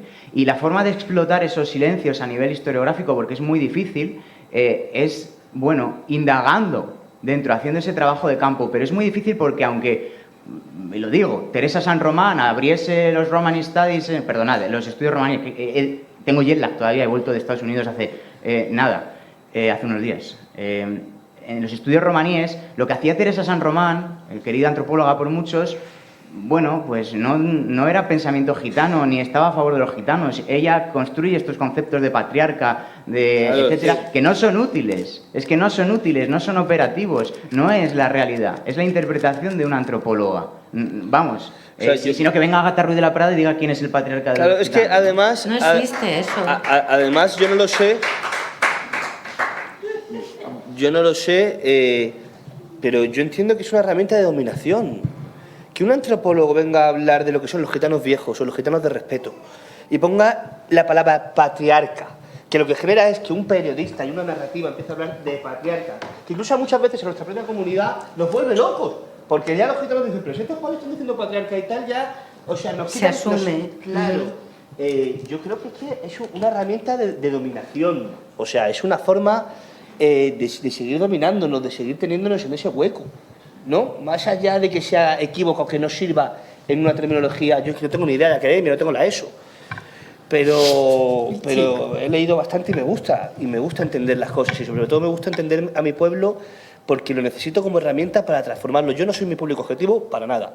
Mi público objetivo es son los gitanos y es el barrio. O sea, yo interactúo con los payos que están conviviendo con nosotros siempre. Pero estoy agradecido, tengo mucha energía, perdonadme, lo ha dicho él al principio. No pretendo ser violento, pero claro, me enciendo rápido. Y tampoco es un espacio tan cómodo como el que yo suelo estar porque yo estoy en otro tipo de diálogos. Pero claro, yo lo veo así, tío. O sea, yo veo que esa señora venga a estudiarnos como si fuéramos monos. Porque además, claro, la cuestión está en que, gracias a Dios, el pueblo gitano lleva resistiendo 6 siglos. Nosotros no somos como o sea, tú, un negro, físicamente, el tío Anacleto es negro y se le ve negro. Yo seguramente de ADN de la India tenga un 2%. No tengo nada. O a lo mejor tengo una pila, no lo sé. Pero en otros países está el romanés, es la lengua lo que les une, igual que en muchos países. Aquí lo que nos une es la cultura, es una forma, una mirada de entender las cosas, unas leyes que van variando sobre el territorio, que van variando sobre cada casa, pero es un diálogo que hay entre nosotros intrínseco. Tú ves a un gitano y sabes que es gitano, y eso no lo puede saber un payo. Y nosotros, nuestra construcción siempre ha ido en el margen de la sociedad paya porque el payo siempre lo ha colocado ahí. Pero nosotros, gracias a Dios, lo hemos recogido con orgullo y dignidad, porque no queríamos dejar de existir, porque esa es nuestra gran victoria. Es un poco como les pasa a los gazatíes ahora, que es no dejar de existir. Voy a seguir teniendo niños, aunque me masacres, porque voy a seguir existiendo y mi simple hecho de existir es mi victoria, que creo que es la mejor victoria del mundo. Entonces, claro, ¿cómo carajo va a venir un académico payo a entendernos? Si es que es antagonista nuestro pensamiento. Si es que estamos Darío, al margen. por eso estos espacios están bien, porque un académico, un historiador, un antropólogo, si tú le pones esto por escrito, te dirá, estás siendo muy esencialista. ¿Qué es la cultura gitana? ¿O qué son las culturas gitanas? Porque claro, es que digas que un gitano... Pero te puedo decir una cosa, perdón. Sí, ¿Qué claro. es, por ejemplo, la cultura gitana? Puedes comerte un potaje. Pues Vale. existe, me refiero, claro, pero Claro, es muy pero esencialista. eso no lo ponen justo. ¿Eh? Eso no lo ponen por escrito justo. Claro, eso no lo ponen por escrito justo. O sea, me refiero, claro, esto es muy concreto. Y luego hay 17.000 formas de ser gitano. Por supuesto. ¿Por cuántas veces Montoya? ¿Por 4? Pues 4 hijos. ¿Vale? Más gitano que eso no puede ser. Y ella es una pedazo de actriz, tal, o sea, me refiero. Pero hay unas cosas que sabemos que son, y lo sabemos. Hay nosotros. unos códigos de comportamiento, sí. Unos códigos de comportamiento, de diálogo, de eso es lo que ayuda, con relación a lo que decía Jesús, la incorporación del intelectual gitano en estos espacios tradicionalmente de los que el gitano ha sido excluido. La cuestión con el esencialismo es que es una cuestión a debatir, pero pongo un ejemplo, que me lo encontré en mi tesis doctoral, y por eso es esa mirada que decimos que es importante. Y viene a raíz de lo que dices sobre el idioma, donde la asociación en el año 79 en Madrid se crea, la asociación Camelamos para Rugar, una asociación de gitanos extremeños. Los antropólogos, historiadores de la época, ¿cómo lo traducen? Queremos cambiar. Eso yo lo veo tremendamente problemático, porque camelamos para rugar en caló no significa queremos cambiar, significa queremos hablar. Pero el intelectual, el académico, viene y dice, quieren cambiar porque tienen que cambiar. Claro. Claro, entonces ese es el gran problema, que todavía en España están haciendo la crítica metodológica. Aquí la gente no conoce lo que son los estudios romaníes. En Europa y en otros países ya se está hablando de estudios romaníes críticos. O sea, ya han superado los estudios romaníes. Aquí dices estudios romaníes y viene una palla y te dirige una cátedra de cultura gitana. Ah, sí, eso es muy bueno. Entonces ese es el gran problema, que no porque los payos no puedan dirigir una cátedra de cultura gitana. El gran problema es que ya se ha escrito mucho a este respecto y en estas cátedras, en estos grupos de investigación, se sigue investigando el flamenco, por qué las mujeres gitanas no sé qué, por qué no sé cuánto, cuando en otros países los historiadores, gitanos y no gitanos, están metidos en otros asuntos totalmente distintos. Y claro, conceptos como integración, inclusión, asimilación, todos estos ya están superadísimos. Se sigue hablando en España, en la Academia de Colectivo Gitano, no somos un club de fans del Real Madrid. Es que eso es así, pero en las revistas académicas a mí me ponen, tienes que utilizar más la palabra colectivo, vete a tomar por culo. Y porque te lo pongo por escrito y te debato por qué metodológicamente esto no es así y no me aceptas el artículo. Eso es otra forma de antigitanismo. Entonces todo esto está presente y estamos en la lucha, en la discusión metodológica en la Universidad Española, en la Academia Española. Dile cómo no es para que lo digan bien. ¿El qué? Lo de la comunidad. No, eso. bueno, aquí hay muchos debates, porque es que los gitanos, los que no tienen estudio, los que están en la universidad, etcétera, cada uno tiene una visión, ¿no? Unos hablan de pueblo. Pueblo gitano. Yo, por ejemplo, hablo de comunidades gitanas, porque considero que no hay un solo pueblo, sino que hay un pueblo, Con paréntesis, distintos. guión S, cierra paréntesis, igual, Iván Periáñez habla de ontologías culturales. Jesús. Hay de todo. Y como hablé con... Ontologías. Claro. Entonces esa es la cosa. En cambio, ellos siguen utilizando, en la academia sigue utilizando colectivo. Cuando el pueblo gitano como creador de cultura, de ontología, de epistemología, todas estas palabras que nos gustan mucho a los académicos, ya habla por sí solo y crea. Porque el pueblo gitano es epistemología, es ontología. Sí, pero eso mi padre no lo puede decir. Claro. Pero es que te lo va a cambiar. Claro.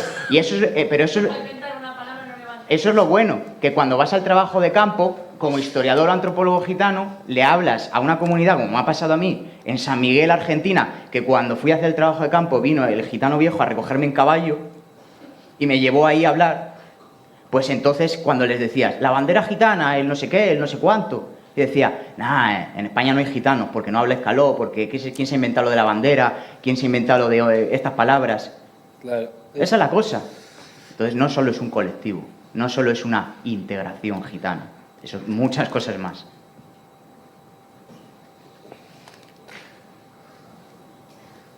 Querido público, amigas, ¿animados?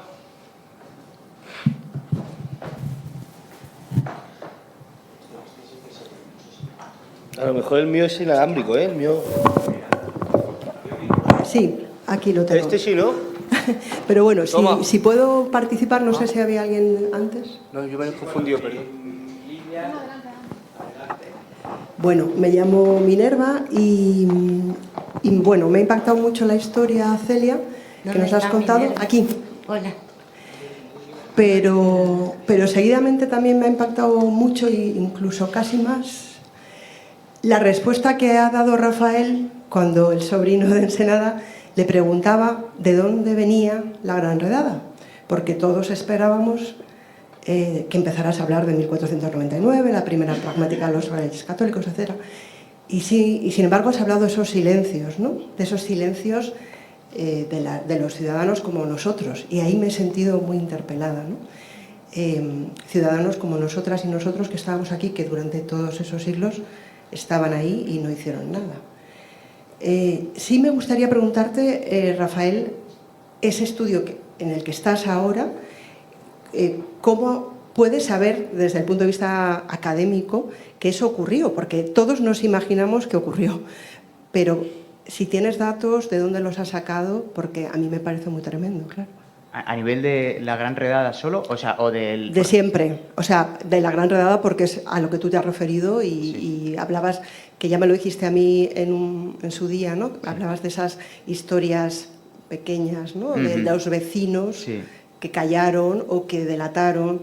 Entonces, no sé en qué te basas. Bueno, claro, en lo que nos basamos los historiadores, claro, en los archivos, ¿no? En las fuentes de archivo. que están distribuidas por diferentes lugares, los grandes archivos del Estado y los archivos más particulares o locales, que son los que están menos explotados, ¿no? Aquí hay cosas muy interesantes. Tenemos que ver hasta dónde podemos flexibilizar aún más esos archivos, porque, claro, una de las cosas que se dice, y esto vosotros lo sabéis también, es que se dice el pueblo gitano es ágrafo. Bueno, el pueblo gitano no es que sea ágrafo, es que durante la Gran Redada hubo una gran pérdida de cultura material, donde se quemaron las pertenencias de los gitanos o se desterraron y se perdieron. Y, por tanto, podemos suponer, como pasa para el siglo XIX, donde también el pueblo gitano seguía siendo ágrafo teóricamente, que hay diarios, como el que tengo yo, de un gitano que vivía en el barrio de las Cambroneras. Un diario que estaba perdido en el fondo del Archivo General de la Administración.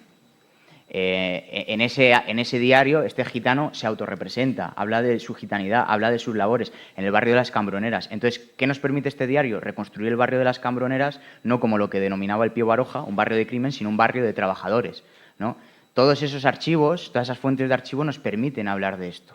En el caso de la esterilización forzosa, etcétera, es más complejo hablarlo en esa época porque son documentos que hay que buscar y tenemos que encontrarlos, pero hay indicios gracias a las fuentes que delatan a las propias autoridades sobre sus intenciones. Pasa lo mismo durante el franquismo, con el tema del patronato de mujeres y las casas de reclusión de estas mujeres, donde teóricamente las gitanas no llegaban, porque claro, ni siquiera llegaban a entrar dentro de la institucionalización de la vigilancia y el castigo, pero sin embargo están ahí y podemos acceder a esas fuentes. Son investigaciones en marcha. Más para el presente, como digo, y hay que reivindicar no solo la inclusión de la voz gitana en los relatos como objeto, no como objeto, sino como sujeto, y acceder a esos espacios de silencio consiguiéndolo a través de investigaciones que elaboren los propios historiadores y antropólogos gitanos. Y eso es algo que nadie me baja de ahí, porque es que una gitana vieja no va a hablar de que le esterilizaron y le mataron a 2 hijos con un historiador payo, un antropólogo payo. Entonces es una visión muy superflua la que se ha hecho desde la antropología no gitana, con aportes muy valiosos, pero no se accede a esos datos, porque no se conocen los códigos, no se conoce cómo tratar, no se conoce cuándo tratar con respeto al informante, entre comillas, que no es un informante, ¿no? Entonces, de ahí viene un poco todo eso, pero por supuesto en los archivos. Hola, buena. ¿Se oye? Sí. Bueno, muy buenas tardes. Tengo una pregunta bastante concreta para Celia y para Ariel, que como actores que sois. Habéis mencionado antes cómo los medios de comunicación perpetúan un poco esta imagen estereotipada de los gitanos.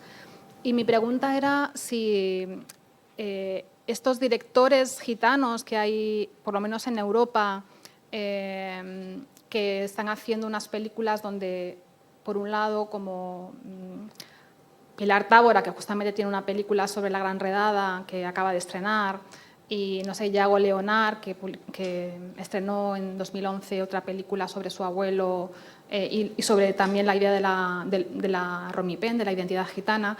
O sea, quería preguntaros si vosotros consideráis que existe, no sé si en España o y también en Europa, un cine gitano, ¿no? Y de ser, o sea, y de existir, ¿cómo tendría que ser? O sea, o qué temas, o cómo tendría que ser para que realmente pudiera ser considerado como gitano. Vamos a ver. Si en Europa hay Tony Gatliff también, hay más directores gitanos y directoras. Tú me hablas de un cine gitano, ¿vale? Ahora mismo eso me parece bastante complicado. Sí que hay profesionales. Mi hermana es guionista, creo que la única de Madrid, de España, la única guionista que también está haciendo su historia y saldrá. Lidia, sí. Somos compañeros. Ah, vale. Mira, Lidia, te pongo cara, hija, que nos hemos puesto mails. Yo primero, aparte de que tiene que haber productoras, etcétera, ¿no? Porque por eso también lo podríamos hablar desde el flamenco, fíjate. ¿Para qué están los gitanos en el flamenco? Para dejarse las uñas, la garganta, los pies, ¿no? Pero quien se lleva el dinero, quien programa, quien tiene la industria en las manos, no son gitanos. Muy pocas excepciones hay. Y estamos hablando de una industria que mueve muchísimo dinero, a todos los niveles. Bien, ¿qué tendría que cambiar primero? ¿Cómo se trata el cine? Lo primero que tienen que hacer es contar con profesionales gitanos, que los hay. De todos los niveles, tanto técnicos como los que se ponen delante de la cámara, como los que dirigen, como los que escriben. Pero no nos buscan. Y no interesas. O sea, él lo sabe, como lo sé yo. Tú haces estereotipos o no trabajas. En mi caso ha sido así. Lo has hecho de árabe, ¿no? No, mira, yo puedo decir, yo he hecho por lo menos ya, bueno, una vez hice de policía, no entiendo por qué, pero... Tú de policía, márgame con ese... Una vez hice de policía, que fue lo demás, fue fantástico. Pero yo creo que son 9 con la que hago este viernes, y de las 9 son 3 o 4 de gitano, que lo chungo no es hacer de gitano, porque sería maravilloso. Lo chungo es que el personaje gitano no tiene arco. El personaje gitano, además, he hecho 3 veces lo mismo. El que va con el narco gitano, que no es gitano, que es payo, que chilla, golpea y tal, pero luego ha sido hijo de una puta, hijo de un ladrón, no, marido de una puta, hijo de un ladrón, yonki, bueno, es las 3 o 4 de gitano y la de policía, más o menos. Pero respondiendo a tu pregunta, porque me ha hecho ilusión que la hagas, me parece muy bonito. Yo es porque siempre me lo he imaginado, ¿no? ¿Cómo sería nuestro cine? ¿Cómo sería si plasmáramos nuestras vidas desde el amor y desde lo nuestro, ¿no?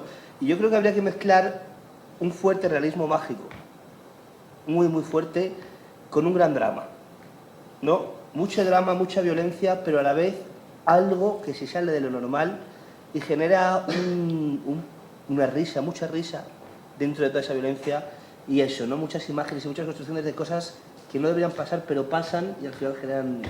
Y es que me encanta que me hayas hecho esa pregunta porque yo siempre lo he pensado, ¿cómo sería nuestro cine si tuviéramos cine? Que como dice la prima, estamos muy lejos de tenerlo, ojalá algún día lo tengamos. Aquí en España. Sí, bueno, y en general como cine gitano, ¿no? Que sí. Vamos a hacer un festival de cine gitano porque tenemos 30 películas. Berlín sí hay. Sí, pero ¿cuántas? Sí, ¿no? O sea, en Europa sí se están... Pasa que en España está todo muy... Sí, pero que tampoco hay 10 directores buenos que nos lleguen a nosotros, ¿no? Y 30 películas hechas por gitanos. Sobre todo lo que no hay es productoras, primo, y eso es lo que nos falta hacer. Sí, pero tú verás. Que la pasta la pongan los gitanos y se hagan las historias que quieren hacer los gitanos. Pero sí, que queremos hacer los gitanos. Bueno, así en Hollywood funcionaron los judíos, ¿no? Claro. Contaron su historia desde ahí. Hombre, si ves Éxodo, te apoyas. Eso.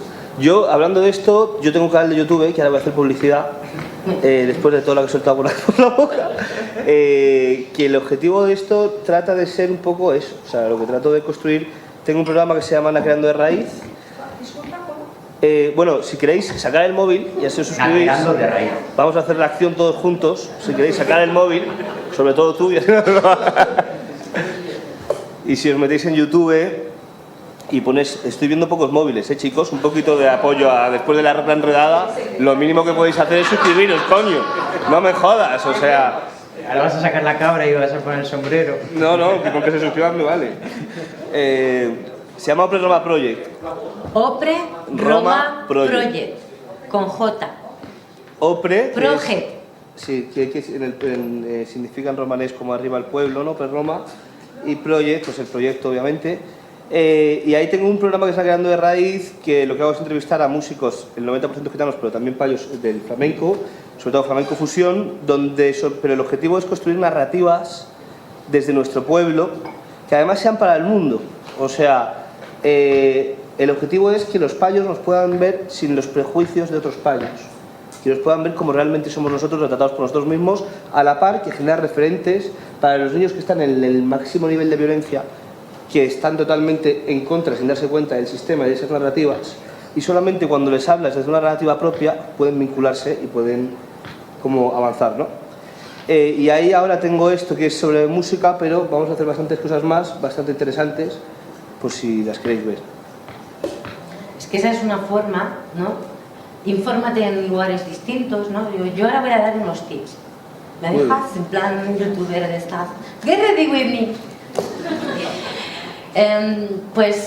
Empieza a seguir a personas racializadas de un lado, de otro. Entérate de qué están haciendo los pueblos originarios indígenas en Brasil, por ejemplo, que tienen gente que hace comunicación buenísima,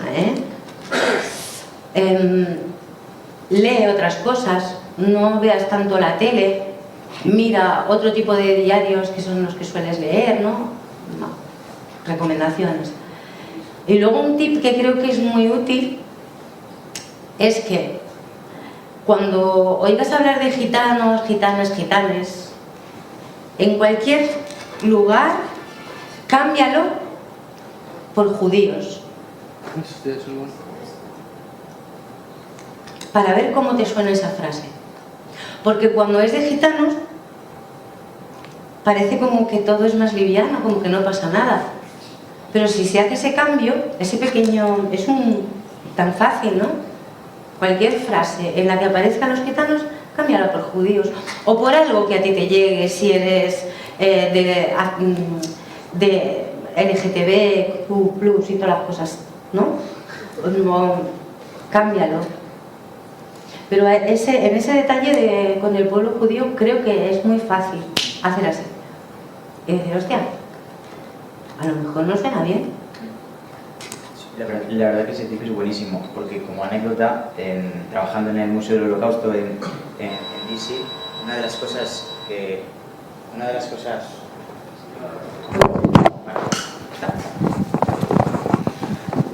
Gracias. Una de las cosas que más me llamó la atención no era estar en el archivo, precisamente, por eso a veces el trabajo de campo fuera es interesante, y es que recorriendo la propia exposición permanente, no sé si alguien la conoce en DC o no, pero podéis verlo, y si alguna vez vais a DC, pues vais a verlo porque es muy interesante. Todo es de judíos, ¿no? Y de gitanos hay una sola esquina, donde aparece precisamente un carromato, que además procede de un estudio de cine. O sea, ni siquiera es un carromato real, pero lo ponen como símbolo. Ni siquiera es un carromato que estuviese vinculado al genocidio.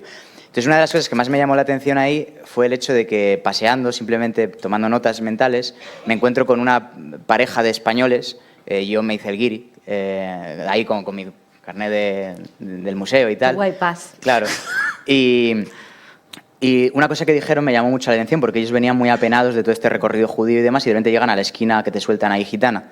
Y dicen, fíjate, porque hay imágenes, ¿no? Y hay fotos, y es una de las cosas que ha sido mi trabajo en el museo y que he conseguido cambiar. Y es que son imágenes de gitanos tocando las palmas, cosas de esta, ¿no? Y entonces, ¿qué dicen esta pareja española, que es lo que me llama la atención, no gitana? Fíjate, los gitanos siempre haciendo lo que quieren, divirtiéndose incluso en el genocidio, hay que ver. Joder, ahí pensé, hostia, qué doloroso. Al mismo tiempo pensé, temazo para un artículo. Pero entonces es como muy representativo de eso, porque vienes de un recorrido donde todo es judíos, judíos, judíos, la gente llorando, apenadísima, de repente llegan a los gitanos, ¡ole! Claro, es como... Es que ya los del museo... Entonces, claro, ahí ese ha sido el trabajo en el museo, cambiarlo y poner pues otras cosas, ¿no? Esto no puede aparecer así. Aquí lo que tiene que aparecer es niños fusilados, lo siento, pero es así. Como pasa en el Museo Afroamericano también, etcétera. Hay que ponerlo así. Porque si no, de repente, tú sales del museo y dices, he aprendido un montón. Los judíos, efectivamente, pobrecitos, los gitanos siempre se divierten. Podemos matarlos que van a disfrutar. Claro. Entonces, conecta... Ese es un tip buenísimo, o sea, buenísimo. ¿Hay algún micrófono por ahí que se haya quedado? Hola, ¿qué tal? Yo tenía una pregunta con respecto a dos realities que hay bueno, no sé si están emitiendo. Uno está emitiendo ahora mismo porque lo vi hace poco y el otro creo que ya no. Que uno se llama Mi Gran Boda Gitana y el otro se llama Los Gypsy Kings o algo así. Entonces quería saber, tengo mucho interés en saber vuestra opinión y si de algún modo estos realities sirven para que los payos veamos por una ventanita un poco cómo es por dentro la vida de los gitanos, o si por el contrario pues es como un espectáculo televisivo más que no tiene ningún interés. Quería saber un poco vuestra opinión. Mira, si yo veo Gran Hermano, cuando aquella primera vez, así, pues yo veo Gran Hermano, yo pensaría, uy, los payos están todos locos, ¿no? Como los romanos. Lo que pasa es que los payos están en los telediarios presentándolos. Lo que pasa es que los payos están en todas partes. Los vemos en toda la tele. Fíjate cuánta gente negra hay en televisión. Y al final, Mi boda gitana y los Jesse Kim, estos de Dios, son televisión. Todo está pactado, no sé qué. Que claro, ellos como gitanos y gitanas pues se expresan como gitanos, hacen sus cosas y hacen la gracia que los payos quieren. No hay más. Pues eso. Es como si llega un extraterrestre y ve Gran Hermano y piensa que toda la humanidad son la gente. Y digo Gran Hermano como esas cosas, ¿no? De hombres y mujeres y viceversas y esas cosas, ¿no? Pues claro. ¿Has visto, por ejemplo, el programa de juicios, latino? ¡Caso cerrado! Aquí tú hablas español. Caso cerrado. Es caso cerrado. Hay un guión, hay dos cuestiones. Pues entonces... Vamos a ver, vuestra opinión yo ya la sabía, o sea, entiéndeme, antes de que me contestares ya sabía lo que vais a opinar, pero no sé, me apetecía escucharlo de vuestras bocas. Luego, la gran boda gitana es interesante porque no son gitanos, son travelers. Los travelers son como los yaniches, como los caminantes en Italia, y los mercheros en España, que son otra comunidad que ha tenido una vida nómada, de movilidad obligada, como la quieras llamar, que bueno, primero se habla mucho mejor de dónde vienen, aunque parece que no se sabe de dónde vienen. Yo, como eres historiador, te achaco que no sabes. Ya siempre hace lo mismo. Claro, realmente vamos a hablar Vamos aquí a... El Imperio de Ghana, pues el Primo Rafa puede hablar del Imperio de Ghana, de lo que sea, ¿no? Pero son travelers, no son gitanos. Sí. Eso como dato que es interesante para... Bueno, yo como dato /spam, Lidia, que ha participado con una pregunta hace un momento, ella es la investigadora principal de este proyecto del que yo también formo parte, que es la imagen de los gitanos en el documental, Documenting Roma, y precisamente estos, Mi gran boda gitana, Palabra de gitano, etcétera, son documentales, programas televisivos muy habituales, y si quieres, a través del proyecto tienes una visión académica, análisis, exégesis de todos estos temas, de por qué esa representación hecha también desde perspectiva romaní o con un enfoque crítico romaní, porque en este caso Lidia no es gitana, para que veáis que los proyectos también crecen en este sentido y no solo es esa violencia de la que se hablaba al principio. Y mi opinión a este respecto es que son una manera de capturar el fenómeno con algo muy bonito que decía el tío José Heredia Maya, que es a través de una mirada que no es limpia. Entonces se hace con una intención para capitalizar, etcétera, etcétera. Entonces, claro, lógicamente como periodista lo sabes, y creo que ahora el punto interesante es en ver cómo se construyen esos engranajes, por qué tienen repercusión. O sea, el siguiente sería saltar a por qué la productora, quiénes son las productoras, qué intereses hay en ese sentido, cómo se mueve ese dinero detrás de las productoras para capitalizar ese tipo de temática, si de verdad capitaliza, analizarlo para ver cómo esos programas televisivos influyen en el currículo escolar no escrito, es decir, cómo influyen en los niños, cómo esos niños lo ven en casa y luego tratan a sus correlativos gitanos en el aula, ¿no? Entonces eso es muy interesante y sobre todo a nivel de casting, ¿no? Porque como decía Ariel, muchos no son gitanos, incluso sé que hay un trabajo en marcha donde hacen trabajo de campo con personas que pasan ese casting y no son gitanas pero lucen como gitanas para la versión española o en Latinoamérica, ¿no? Entonces sí, es tremendamente interesante poder analizarlo. Tenemos que cerrar. Sí. Sí, por el sobrino, esa peluca. La gran... Está muerto Carlos. La gran cerrada. Cerramos aquí. Si no hay más participación, recojo el testigo. ¡Oh! Maldición, las zonas grises. Que eso también hay en el Holocausto, claro. No, simplemente para recapitular algunas de las cuestiones que se han planteado. Yo creo que ha sobrevolado constantemente la idea de los límites de la traducibilidad. ¿Quién está legitimado para traducir qué cultura? Que es un límite que ha estado en el centro de atención de todos los estudios postcoloniales desde hace 80 años. Aquí el problema está, como decía un filósofo francés, un traductor siempre es leal a dos amos, el texto traducido y la comunidad a la que traduce. Entonces siempre estamos en ese territorio, vuelvo a insistir, en esas zonas medias grises en las que no sabemos qué legitimidad tiene ni el payo para traducir al gitano ni el gitano para traducir al payo, porque estamos en esos dos límites. Yo estoy en los dos bandos. Ya lo sé. Bien, Ya tenemos traductora, cantadora y traductora, la José. Yo hablo los dos idiomas. Bueno, y esos dos idiomas es lo interesante, tener esa capacidad de poder entendernos, sabiendo que ese entendimiento es asimétrico, radicalmente asimétrico. Esa historia del poder no la podemos eliminar. Entonces yo lo único que digo es que hay que tener en consideración esos límites a la propia traducción, porque la traducción es lo que nos da el entendimiento. Sin la traducción no te entiendo, y si no te entiendo no te comprendo, y si no te comprendo no te veo. Entonces la cuestión es desde dónde queremos ver al otro, y la alteridad es el problema que tenemos todos los seres humanos. Siempre nos relacionamos con el otro como el sujeto alter, el sujeto el otro. Ahora podemos colocar al otro como un sujeto subalterno, un sujeto inferior. Y la cuestión es que tenemos que romper esas lógicas de traducción que coloquen al otro por debajo de nosotros. Y hablo de nosotros como payo, pero también me podría colocar en vuestro lugar.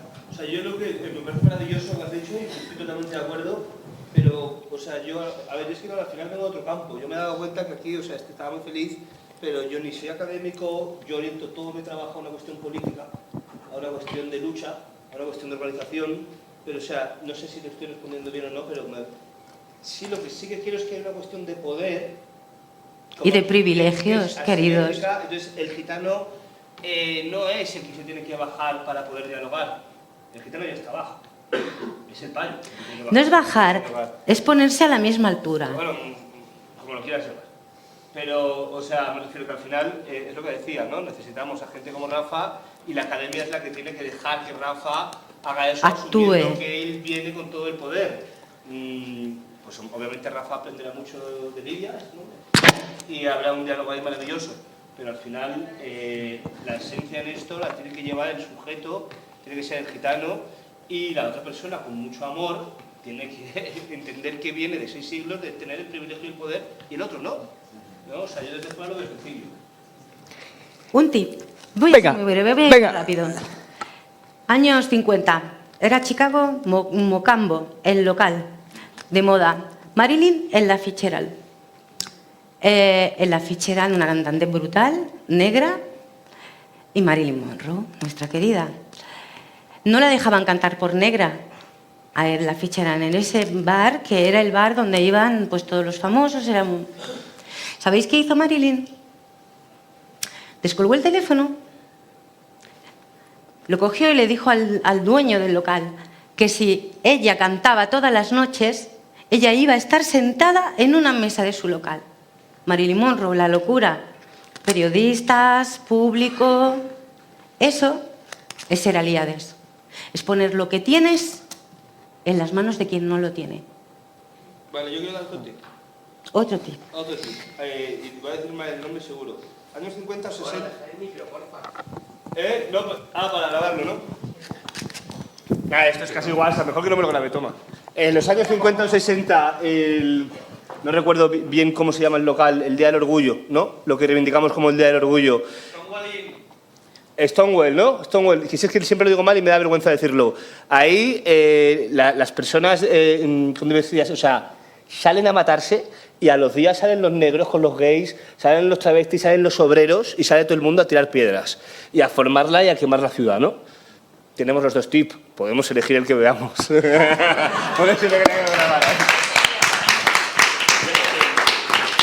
Queridos, queridas,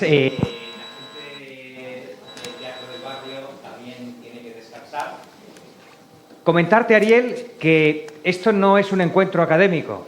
La historia pública justamente lo que quiere es invitaros a vosotras, Celia, Ariel y a Rafa, sin duda, pero sin vosotras este encuentro, por mucho sobrino, no sería igual. Lo agradezco y me he explicado mal, ¿eh? Lo que quería decir es que como que no es mi tema la historia, la divulgación y el tal, mi tema es otro. Y a lo que estoy acostumbrado a hablar y a dirigirme es otro, ¿no? O sea, hablar de racismo en concreto, hablar de violencia en concreto, pero agradezco muchísimo el espacio y lo que hacéis porque creo que es fundamental también y creo que es maravilloso, de corazón. Pues agradeceros a los tres, agradeceros a vosotras, agradecer al Teatro del Barrio y aquí la Asociación de Historia Pública que sigue peleando por levantar los silencios que nos vienen acompañando.